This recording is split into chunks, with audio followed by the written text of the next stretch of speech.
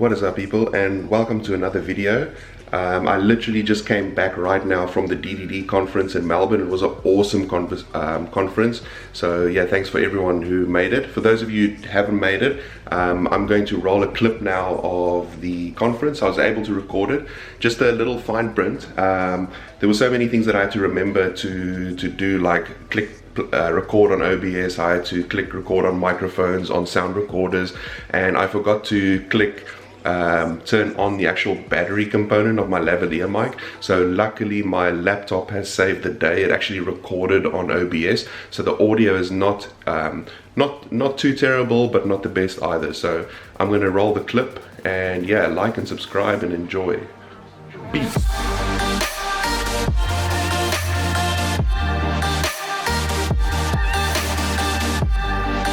So how's everyone doing today? I want to start this off with a quick question. How many of you guys do performance engineering or involved in some sort of performance engineering on a day-to-day basis or once a week? Ooh, quite a few actually. How many of you know what performance engineering is? Just a few hands. Don't worry, I don't know either. I find it quite ironic. Some companies have a performance engineering team. So they have this team, and all that this team does is performance engineering. There's just 2 or 3 people. No one else in the company does performance engineering. So everyone makes features, does coding, development, make the system slow. So then it goes through, then they release to production. The performance engineer comes in, removes some of the loops and things, introduces all the bugs again. Developers to come back, fix the bugs, reintroduce performance problem. It's a vicious cycle. I don't care whether you're business analyst, whether you're a QA engineer, whether you're front-end developer, back-end developer, every one of us has at some point been involved or been a victim of performance problems. Either a victim or a suspect. So when I had to come up, this is a performance engineering talk, by the way, when I had to come up with this title, I had to find something that's very clickbait because everyone has to vote. So I started with like hundreds of requests per millisecond. It sounds really good to me. But it's not really that marketable. So I had to like up my game, because when you work with when you're working with $100 notes, you go in grocery shopping, it gets spent really easily. So 100 doesn't really, it's not that impactful. So to up my game, so I went with like millions per hour. The problem is millions is really a powerful word, but hours, I mean, think about like you work a whole week, you're burnt out, you want to go home, it's Friday afternoon, the clock saying, this is the clock, a few hours before you get home. And you're now thinking, you have to count down the hours, and how long is an hour, right? Hours are, it's crazy. So I had to up my game again. So that's when I went with billions. And even the way you say billions, it's like explosive. It's like billions, And people stop after billions. So I can say billions of requests per year. It wouldn't matter. People stop at billions. So it's really effective. I try to go to trillions per week, but I think that would have caught me out. Anyway, my name is Marcel. I'm a solution architect at Webjet. And for those of you who don't know, Webjet is online travel. So we deal with flights, hotels, cars, packages for business travel and leisure and all these things. And I want to give you guys a bit of a backstory about Webjet. When I joined the company about just over 5 years ago, we went on the digital transformation journey. So we have a tech blog, we blog about it, how we ship from a monolith into microservices. For those of you who don't know what a monolithic application is, it's a legacy application, normally old school application, all the developers contributing to one code base. The code base becomes larger and larger, increasing in complexity, and it goes against business principles of releasing quickly. Really hard to deploy a monolith application frequently.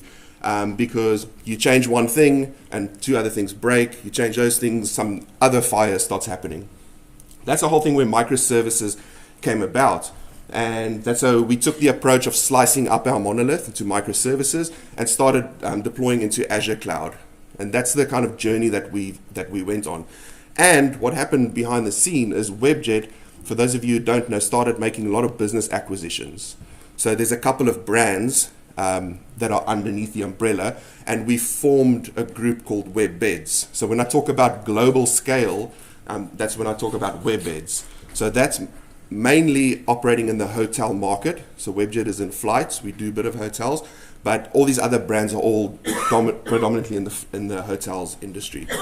And that is now becoming tricky for us because now every time we acquire a business, we acquire another set of legacy applications. And now we have to start another digital transformation and start going in microservices, looking at agile and DevOps cultures and all that, that journey. We have to repeat it for these companies. So I'm going to talk a bit about the challenges. So how do I fit in this picture?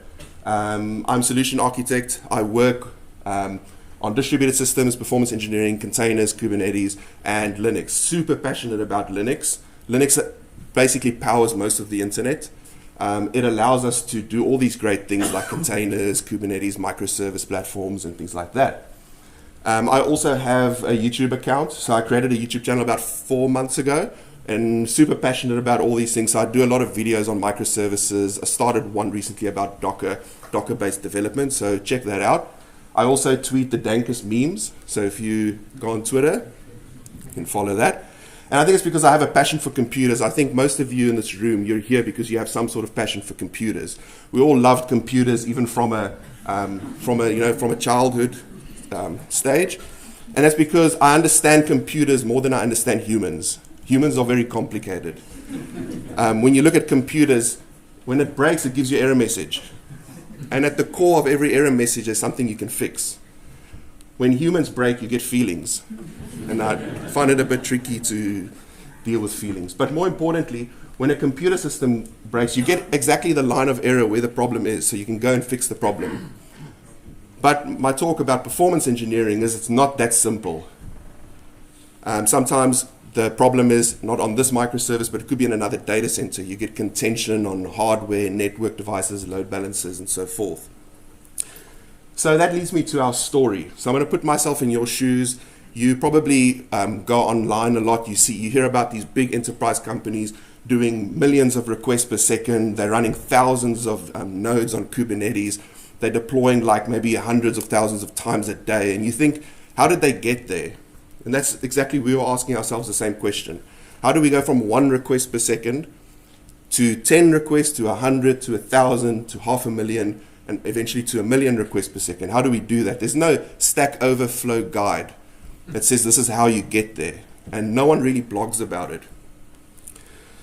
So to give you a bit of the backstory about how we went into the Webbeds world, you can see that we operate out of a lot of regions, especially in Europe, and serve basically content globally.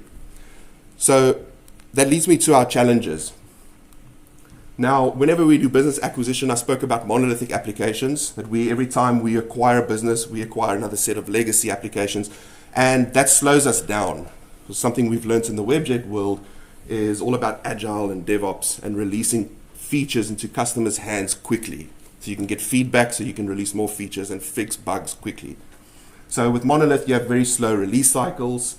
You've got growing complexities, as I mentioned, but also it hinders your agility when it comes to DevOps and Agile. The other thing is that all these systems we develop are technically just search engines. So a request comes in, we feed out to content providers, we come back, we massage the data, we maybe find cheapest price, we do some contract stuff, and then we maybe fill up some caches, and then we go back to the provider or to whoever made the request. And we do this all under 2 seconds. That's the requirement.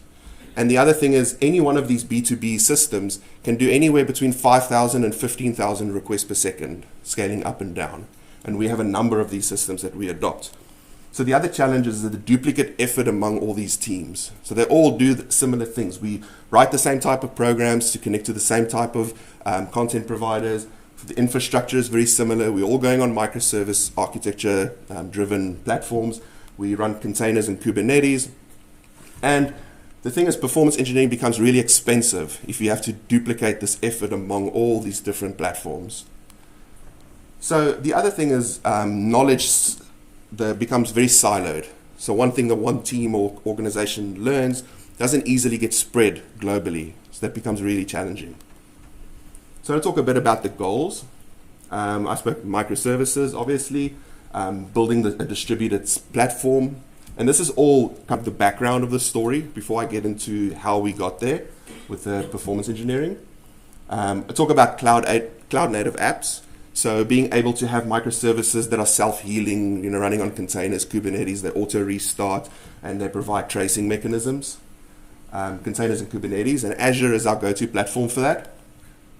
We also embrace DevOps and Agile to help these teams deliver faster. And that's the thing with microservices, is now you don't have this complex, large code base. Development teams can take ownership of these small code bases, and they can deploy quickly. So the main goal for us is to build a global platform, like basically build an umbrella platform for all these businesses to operate on, so we can scale the business and reduce these duplicate efforts, all speak the same language, not necessarily from technical point of view, but like from a contract point of view, and ultimately scale the business. So if we acquire another business, we can just plug them into the system and off we go. So the key part of the topic is the performance side of it. So how do we maintain sub-second response times, less than 2 seconds maximum?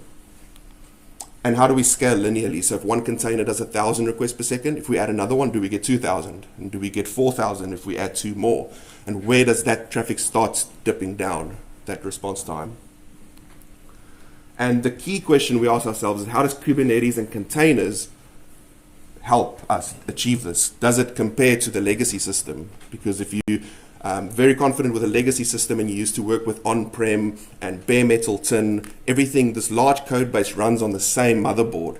So you're talking like microseconds. Now you've got going to a distributed microservice architecture, you're running in the cloud across different geo. The problem then becomes now TCP becomes a complex thing. You've got all these services chatting to each other, and it becomes increasingly complex. So we ask ourselves a question. Can Webjet build a globally distributed platform with Kubernetes on Azure that can scale linearly and return hotel content in sub-second response time? This is what we asked ourselves. This is a super tough question because now, what does that architecture look like? And this is where we're like, okay, we're going to need to do something about this because we don't know. And this is where like hackathons are great. How many of you do hackathons? Oh, that's awesome. That's good to see.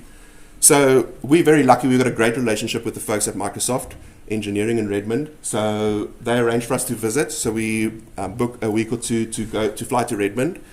And I got permission from one of the guys there to give a shout out to the team there.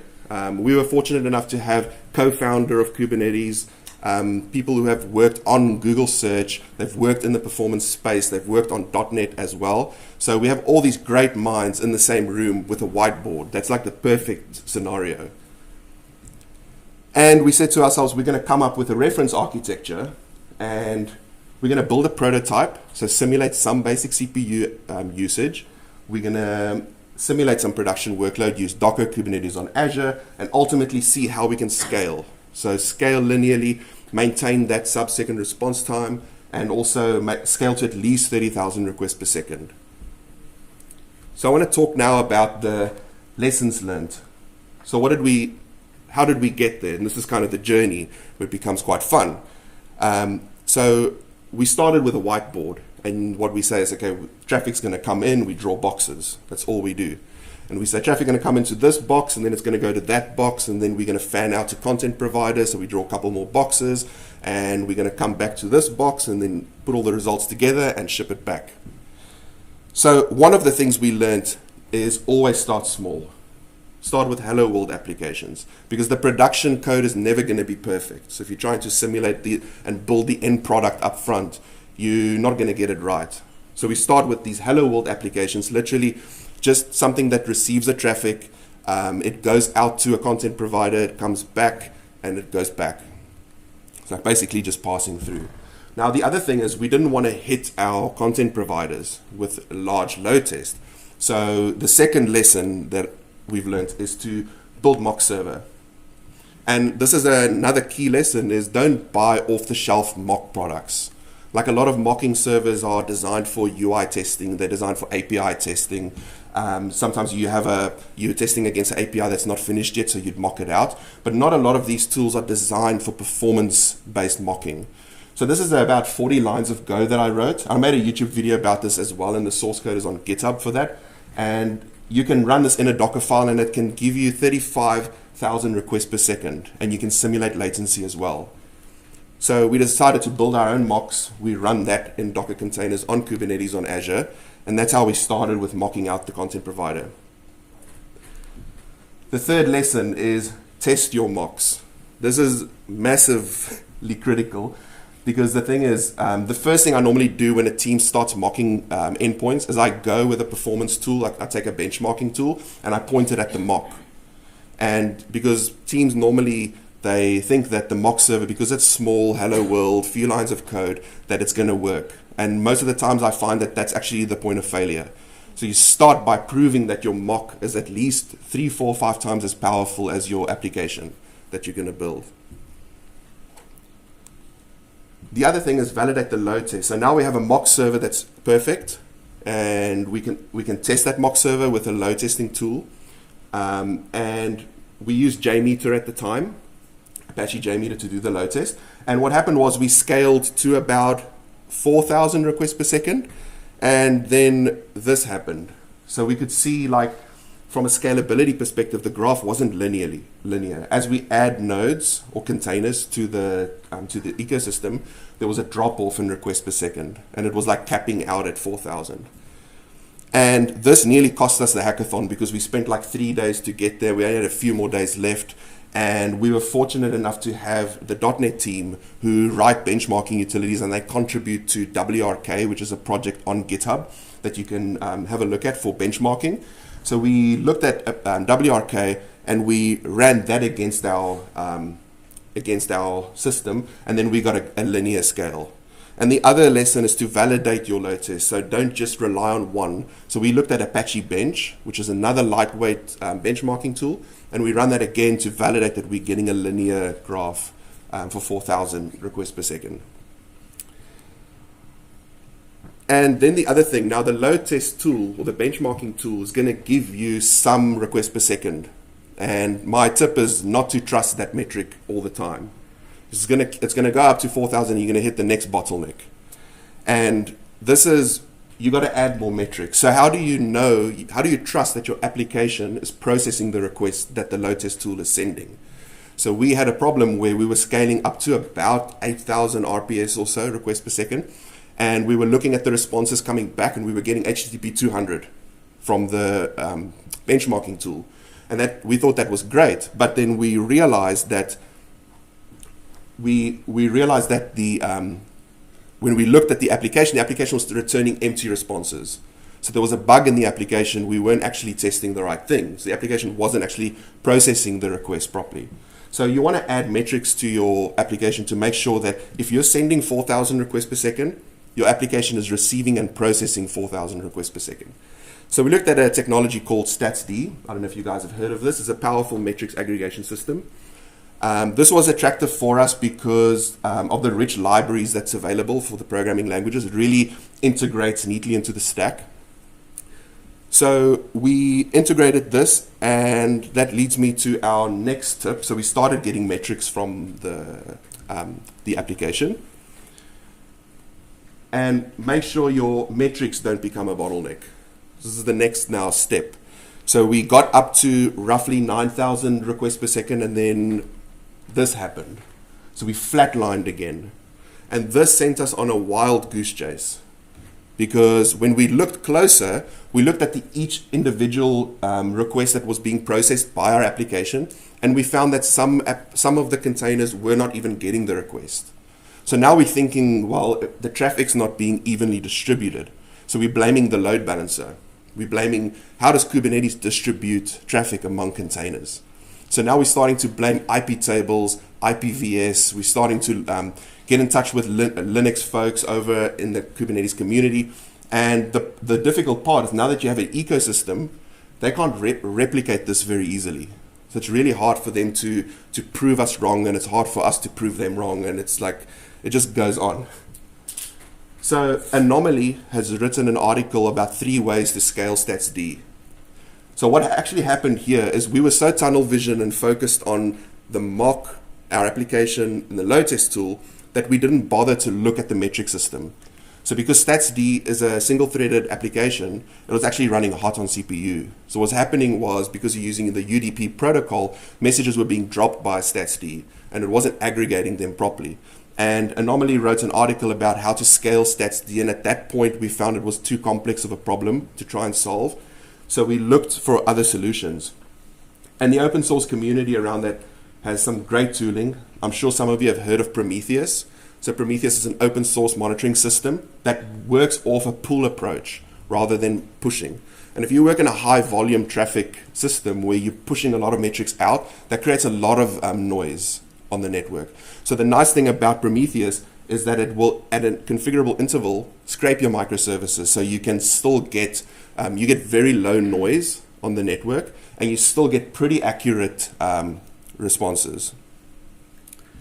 So now we were able to scale beyond 9,000 requests per second. I think we got to about 13 or 14.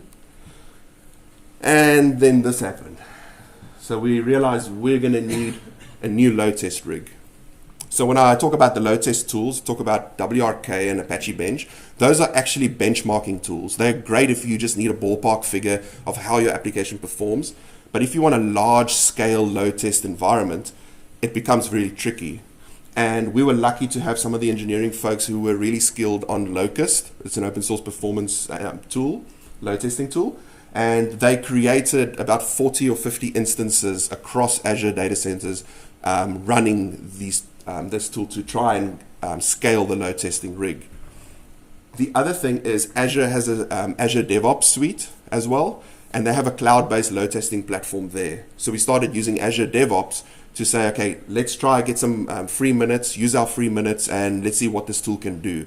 And to be honest, it's harder to scale a load test rig than it is to actually receive the load, because generating load is much more complicated. You have to work with these virtual threads, you have to aggregate all those telemetry back, and you have to work out what is a 95, 99, 98 percentiles. It becomes really tricky. So we turned out, I think we used about 80 machines overall just on load testing.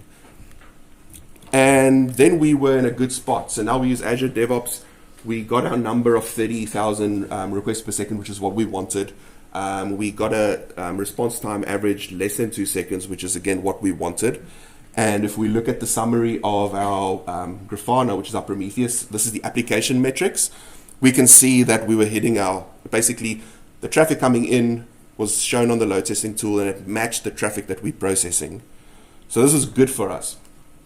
So to give a bit of a summary of the architecture, we did some CPU load simulation, so it wasn't just hello world at the time. We started injecting some serialization, because that's something we do with JSON mostly in these systems.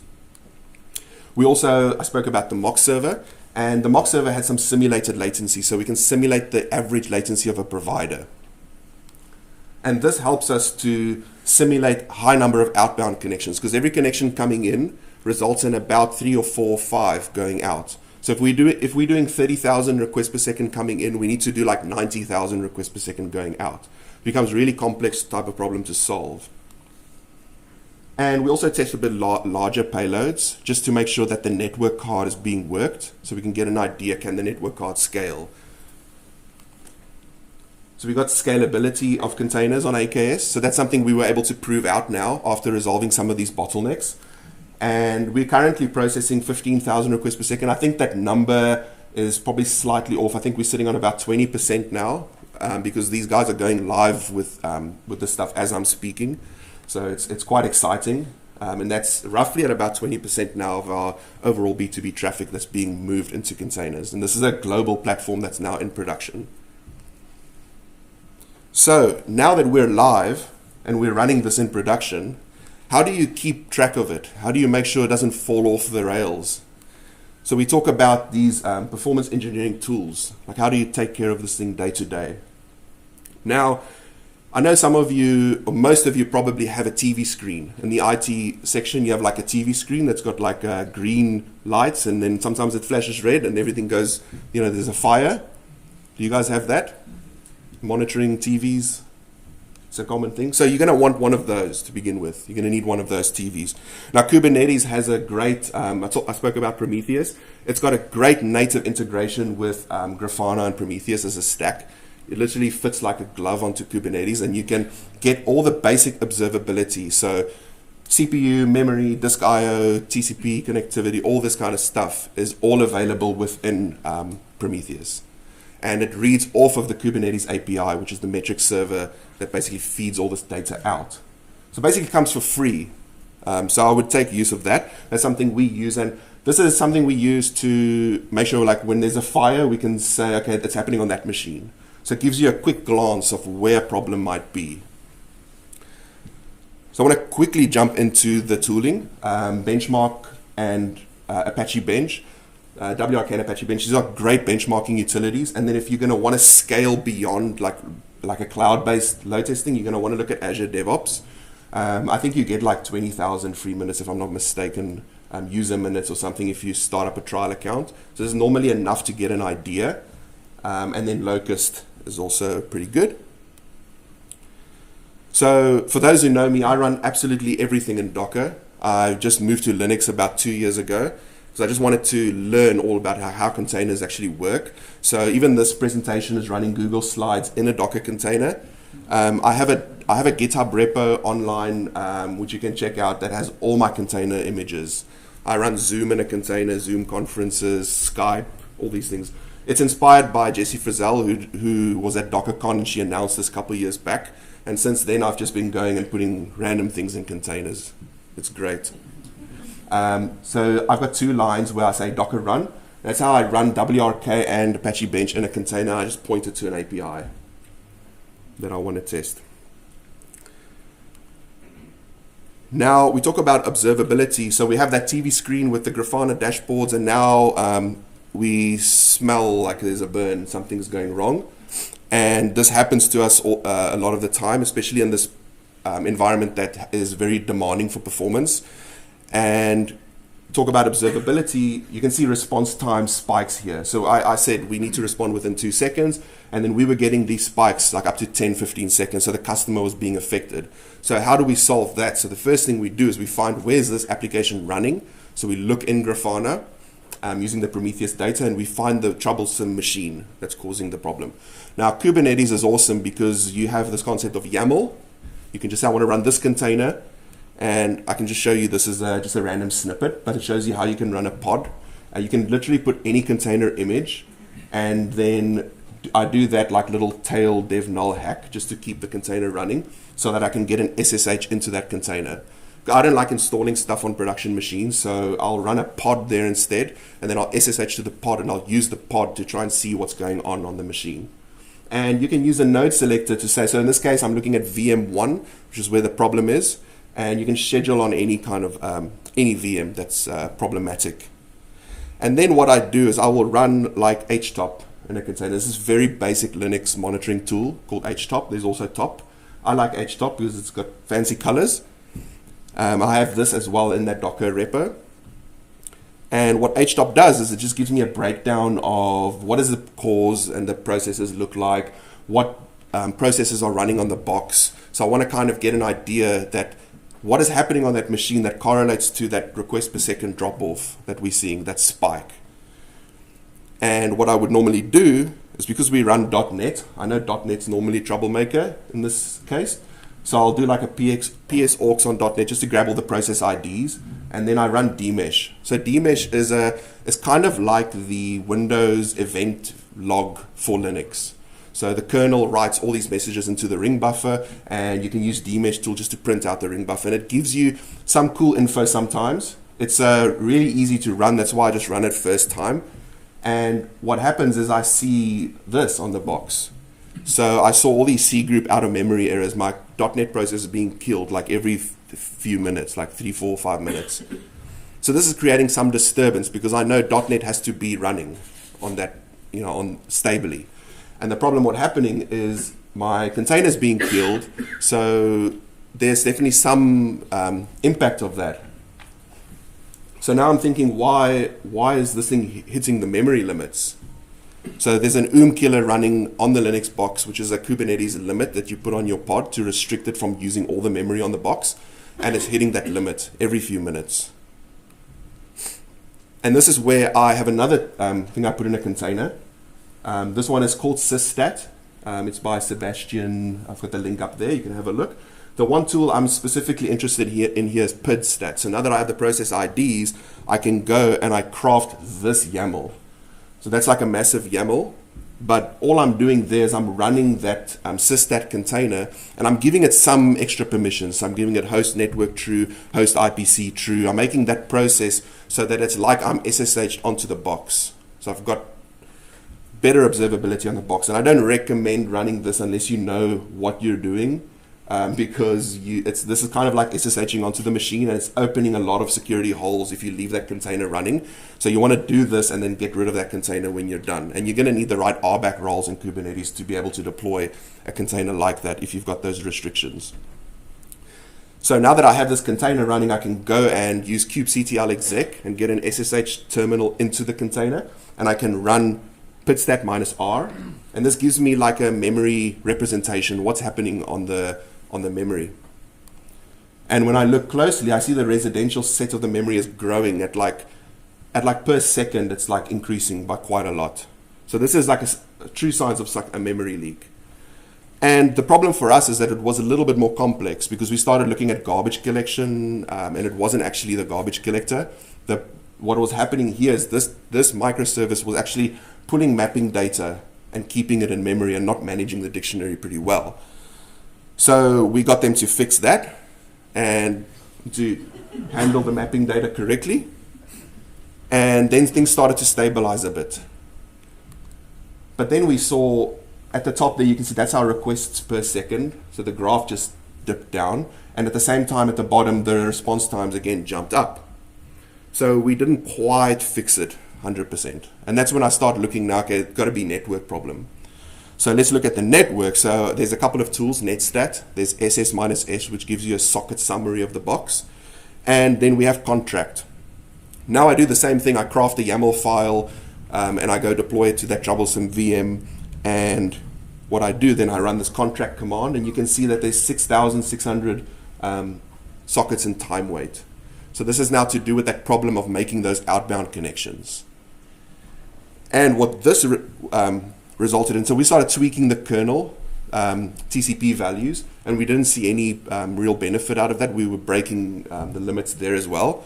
And it turned out that we started looking at how does the HTTP client handle outbound connections. And we came across the article by the .NET team about client factory and how that works with the connection pooling. And we started configuring that correctly. So the problem was that our HTTP client wasn't correctly configured.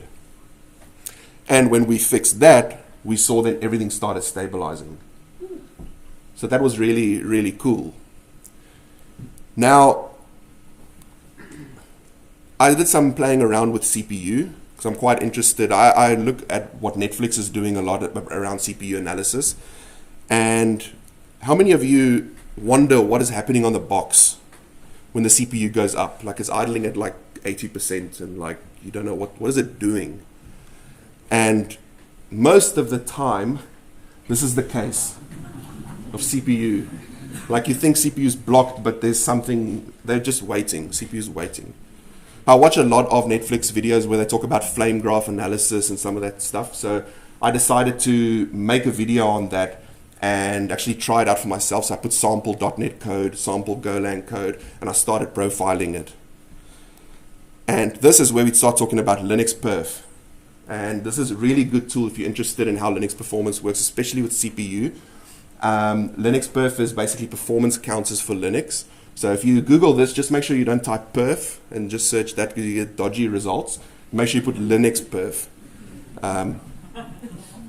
And basically what Perf is part of the Linux kernel source code, so it's under a folder called tools/perf, and you can compile it. So the first thing when I saw this, I was like, I got to compile this in Docker because I was running Windows on my home machine.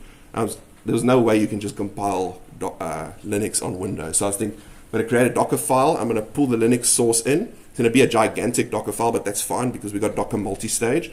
So then what I'm going to do is I'm going to go cd tools perf, and I'm going to say make and compile it. And then I'm going to use Docker multi-stage to make a small image just with perf. And the reason why you have to match it with the kernel version is because a lot of the times your environment on AKS can be different kernel versions. You don't have control of it.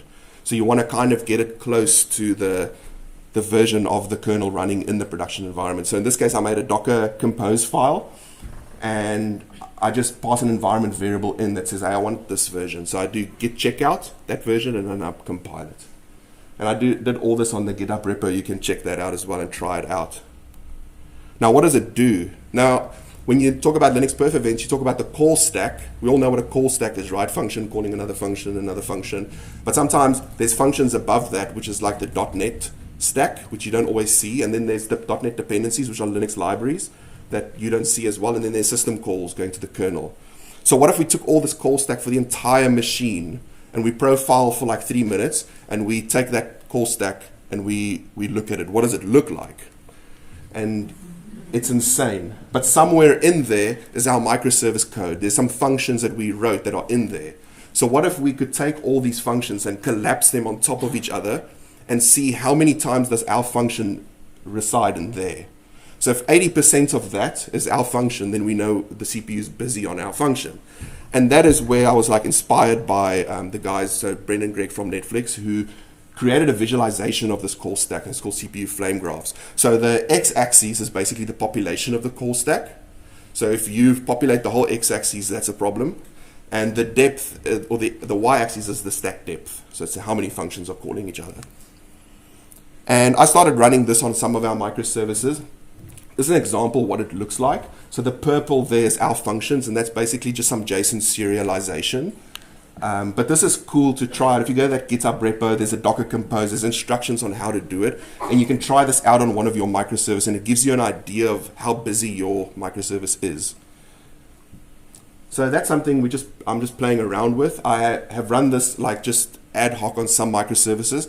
Haven't really found any bottlenecks as yet, but I'm keeping an eye on what Netflix is doing in this space because the Linux kernel is getting so much better at this. There is a little bit of a performance knock when you start profiling in production, but they're working on a technology called Flamescope, which is like you attach to a process via UI, and they're doing all sorts of cool stuff in that space. So you can do this in production without having to deploy my dodgy YAML and then go in and run it. So yeah, definitely take a look at CPU flame graphs. And that is all the stuff I have today. I know it's a lot of info. Hope it helped you guys. All the stuff that I've done in terms of my Docker files and desktop and the slides I've put onto SlideShare as well, and the link there. And there's dank memes on the Twitter, which you can check out as well. We are also hiring. So you can check out our booth. We've got a blog, tech.webjet.com.au, and there's a career section as well. We'll be hiring people in data science area, technology, coding, what have you. So yeah, thanks guys for coming. Thank you.